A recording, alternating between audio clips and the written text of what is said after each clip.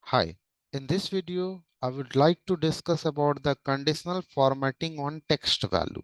So let's see how we can apply the conditional formatting on text value. So here is my department. So I want to select the department, entire range of the department. Now here you need to go to conditional formatting, highlights. So here we have same number of options like a numerical highlight value. So here I'm taking greater than, less than, between is used for numerical value highlight. So it's also applied, but this is not it will not looks good. Okay, so here I want to apply highlight only those values which is from HR department. So here I'm taking HR. So he see here HR department is highlighted.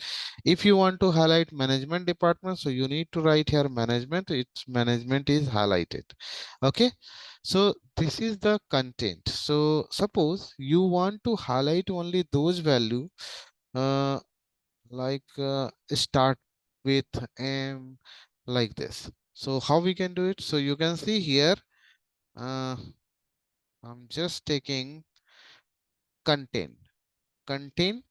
So in contain, you have, suppose I want to highlight only those value where M is available. M is available in management, market, and management and market. So this is highlighted. Okay. So M. M is available in between the data or starting of the data or ending of the data. If M will be in that particular department, it will highlight. Okay, contain means this one. Contain means you are matching pattern. So M is available in that data, then it will highlight.